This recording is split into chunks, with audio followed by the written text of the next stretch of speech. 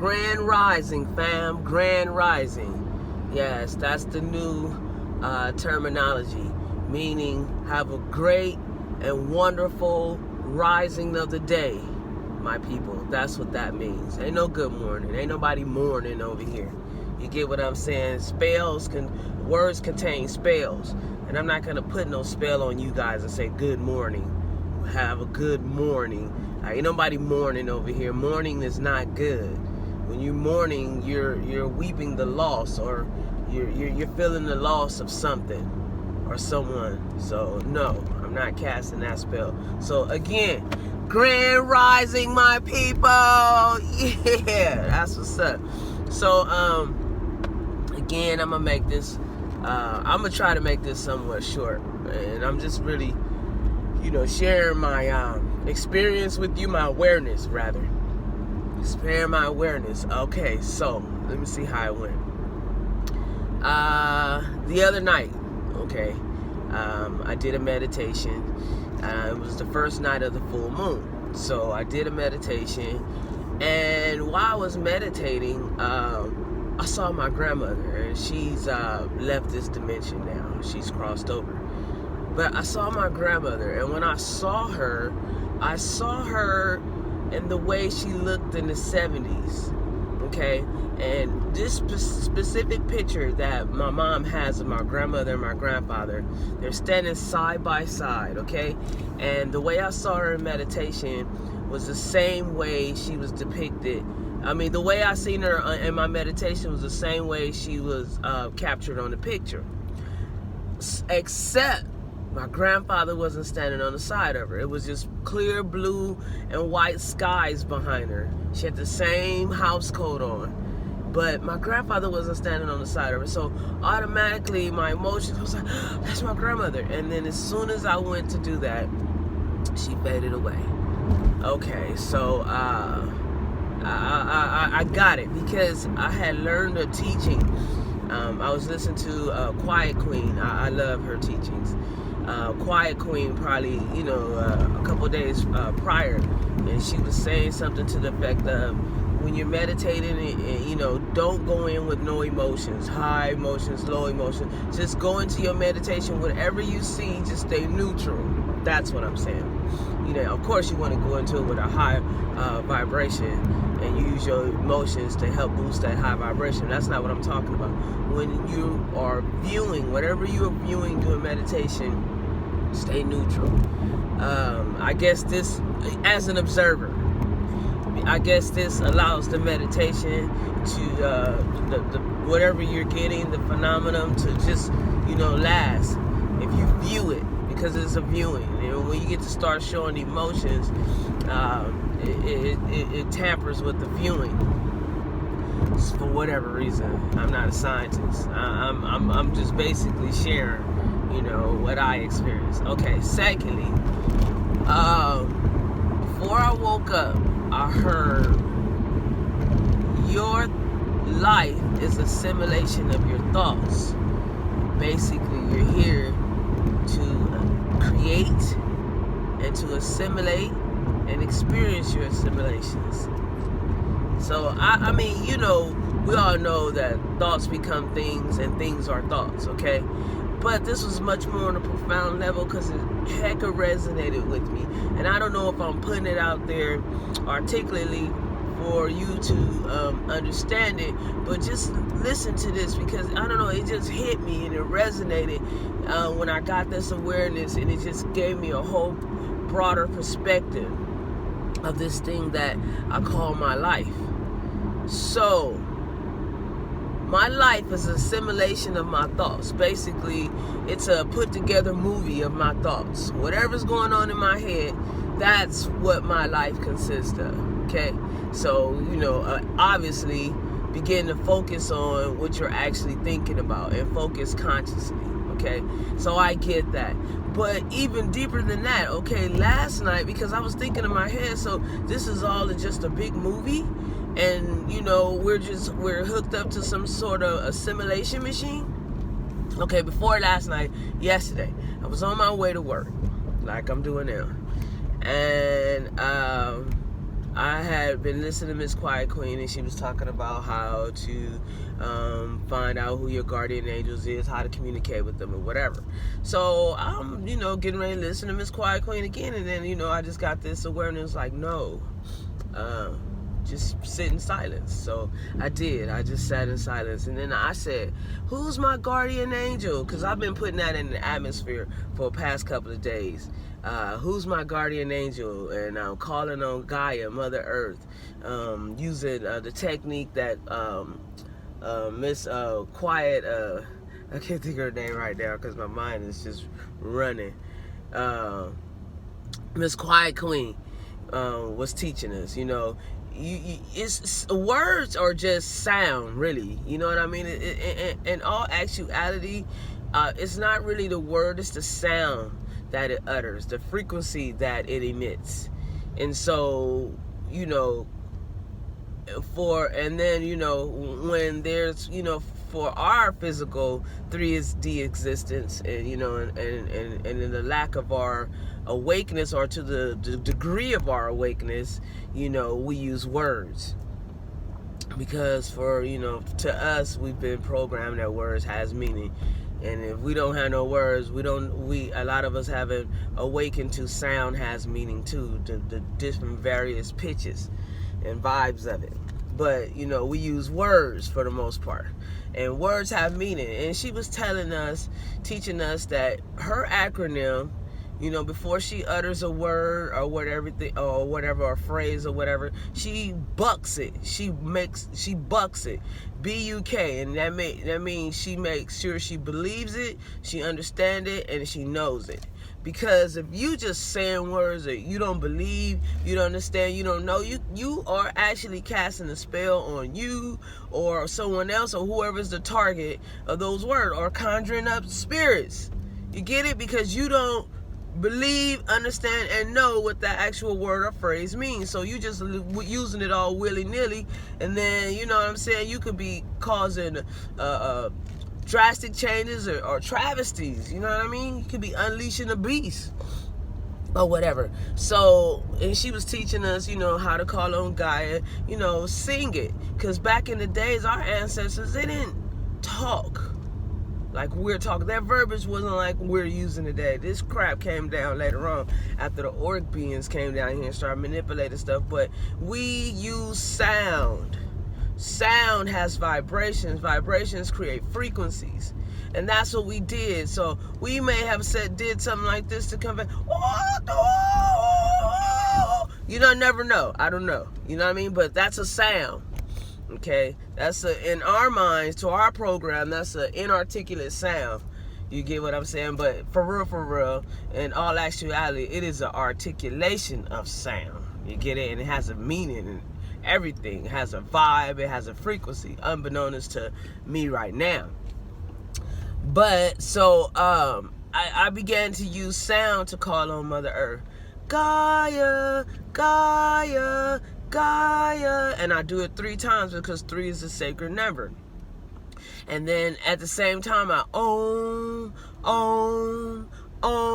3 times too, and that same vibration that I utter Mother Gaia in. You get what I'm saying? So Gaia, Gaia, Gaia, Om.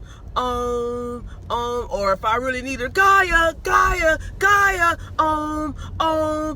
That sends out a vibration, and that vibration penetrates the frequency to a Mother Earth. You get what I'm saying? And she responds. So to make a long story short, I did the same thing about that morning. Yesterday morning, I was on my way to work. Who is my guardian angel? Who is my guardian angel? Who is my guardian angel? You get it? And so I did it 3 times. 3 sets of 3 reps. If anybody is in the athletic world, you get what I'm saying. So I did that, and so I waited for a while, and then I heard a voice said, "You are," and I said, "Huh?" It said, "You are." I said, "I am what?" And then it said that I said, "You said that I'm my own guardian angel," and then the voice said, "Yes." And then I said, "Well, who are you?" And then it says, I'm you. I'm your guardian angel. So I'm like, huh? And they say, you're my angel. You're the source. You're the source of me. And I'm like, what? So I said, do you have a name? And then the voice said, yes, my name is Michaela. And I'm like, wow, okay. And so I'm saying, and at this I'm thinking, and I'm like, you know what? Okay. And so I just stopped talking and just went on and turned my YouTube on and, you know, found something to meditate to. I think I looked at Beast Chills on YouTube. I love watching him too, and Brother Wisdom, and of course Miss Quiet Queen. So I can't remember, but I listened to one of them. And so I went to work, and, you know, and by the way of my uniform, you know what I am. I'm a UPS driver. So I'm on the route, and I'm listening to my headphones or whatever. And then Miss Quiet Queen came on, one of her videos came on, and she was talking about getting in touch with your guardian angel. But this is one I hadn't seen before. And she was saying that your guardian angel was actually you. And man, I was freaking floored. I wanted to jump out the side of that truck, because you know it's always open. I was freaking floored, man. I pushed my earbuds in deeper. These right here, I pushed them in deeper. And I'm like, huh? And so she was saying that when our souls incarnated into this world, you get it? It's just a world, vibration, energy, eternal, always going, moving, that our souls split.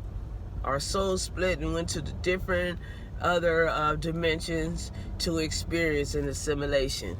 And the part of our soul that split to come here to experiences to experience an assimilation, well, we're all attached to our higher self. Okay, so our higher self basically is the source. Basically, our higher self is the source for our protection and guidance, and then we're the source to our higher self as well for the experiences that we experience through our various assimilations. You get it? So, in all actuality, we are our higher self, and we are, in addition, our guardian angel as well. That was profound. I mean, you know, I hope I'm articulating it well enough for you to get that. But yeah, that's true. And we're also assigned other angels as well to facilitate our experience through these life assimilations. And so, but our guardian angel, one of our guardian angels is us. It's our higher self of us. And so I just wanted to share that with you, because I mean, that really gave me a different perspective. I'm like, oh yeah. So last night, while I'm dreaming, okay, most people say when you dream, you automatically go to the astral realm. While I'm dreaming, while I'm in the astral realm, I remember going down, looking down these spiral, I saw actually these spiral stairs that went down. But in all actuality, they look like DNA. It looked like the DNA helix too, because you know, it looked like spiraling stairs as well. And at the end of these spiraling stairs, or the DNA helix, it was movement going around on. It looked like a laboratory down there. Like I seen like one figure, and it was like moving like this, but it was kind of like box shaped. It wasn't all the way vividly clear, but I knew it was a figure. A figure. I'm not going to say human, I don't know, because it wasn't clear all the way, but I saw a figure moving around. It was like a laboratory environment. And so I tripped out. And so again, in my mind, it was like, what is this? It was like, I don't know. It kind of made me think, it kind of extra thought was put in my mind about, this is the simulations. Like, this is where the assimilations is headquarters at. Like, is our body, or I don't know, do we have a body is strapped in a chair or to a bed with some prongs on our heads or whatever, that's creating these thoughts to assimilate life? You know what I mean? Because, I don't know, it was like a laboratory setting down there. I know it just can't be our consciousness in a jar experiencing life. Nah. So that kind of, oh, wow. That kind of like took me on another adventure of thought. And I just shut it down, after that, because it was just too mind-boggling. Like, this is a woman, and I'm realizing that the more I detach from the program of religion, because I put it out there in the atmosphere. I detach from religion and all this deception and tactics and all that. I spoke that in the atmosphere about 2 weeks ago. I got that knowledge from Brother Wisdom. And actually, my little sister Nisha had told me, brother, deprogram and reprogram. And so I'm like, okay, cool. And I'm deprogramming from the ego as well. Like, I get it. The ego has been leading me astray for a minute, because the ego is not even loyal to me. Your ego is not even loyal to you. Your ego is only loyal to itself. You get what I'm saying? It don't give a damn about you evolving. Your ego is only loyal to itself and to what it desires. So, I detach from the program of ego and religion, but, every day it's a process, okay? So I find out the more and more I stick to my guns on the program of detaching from religion, it's like more and more downloads I'm receiving, like more and more, more and more downloads that I'm receiving. I haven't got exact clarity on all of them yet, but, I'm getting there. And so I know that my friend, yesterday I had asked Michaela, I said, this was later on during the route, I called her back up, and I was like, hey, I said, these things that I desire in life, I mean, how come I haven't manifested them yet? Are my vibrations high enough to manifest them or no? And then she was like, yeah, your vibrations are high enough, but you're not focusing. You're distracted by life. And at first I'm like, what? And then I thought about it. Okay, while I'm at work, I'm thinking about this stop, and and operating in energy is of the now, so I can complete this stop. And don't think that us UPS drivers, guys, like we just delivering a letter and we just waddle, strolling down the street, jumping back in our trucks happily. Hell no. I mean, man, I got some stops that one stop consists of 125 pieces. You get it? Like, I mean, bulk pieces. So don't ever think that, man. That's a fallacy for real. I want to say that's a lie from the pits of hell, man. So, you know what I mean? I'm operating in that now moment. What consists of this stop and da-da-da-da, and the delivery point access. Do I have my assistive device? All that's going through my head. So just imagine each stop, being in the now of each stop throughout the whole freaking day, whether it's 100 stops, 125 stops, or 200 stops. From between 8 to 12 hours. That's all I was thinking about. And the traffic, because I have to drive for me and for others. Then that day is over with. After that, you tired. You want to shut down. You go home. You take a shower. I go. My babe, she get over on the same time I do. We jumping in the shower behind each other, and and so she be like, "Come on, let's just take a shower together." And I be like, sometimes I be like, "Nah," because I just want to stretch out. And our shower ain't big enough for both of us. I'm a big cat, and then I be have to, I be like, I just go in after you or before you or whatever. But we just had that time to conversate with each other, and then we close our eyes and go to sleep. So basically, Michaela was right. Like, I don't have enough time to focus, and give energy to what I desire. So I told Michaela, I said, look, my desire is, I don't want to labor and toil for my livelihood anymore. You get it? I want to do things that's within my passion. You know what I mean? I want to delve into my spirituality. I want to help others and share my awareness with others in the system and ascending. That's how I want to experience a luxurious life, luxurious home, luxurious pool, luxurious jacuzzi. Why not? And I want to generate 3 times the amount of income that I earn now. with a fraction of the physical effort, the physical tasking. You get what I'm saying? So that's my idea of how I want to live life. Okay, but in order to do that, you got to put energy behind that, guys. You got to put energy behind that. So now I'm left with the task of throughout the day. Not right now. I got to be honest. I don't know how I'm gonna do that. You get it? But I have to be able to spend energy and put my energy behind those thoughts so that I can live that assimilation.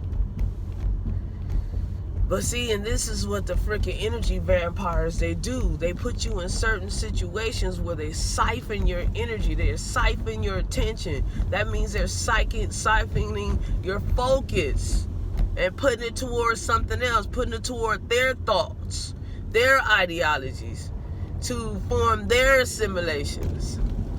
Oh man, that's real talk. That's real talk. So yeah, I just wanted to share that with you, you know.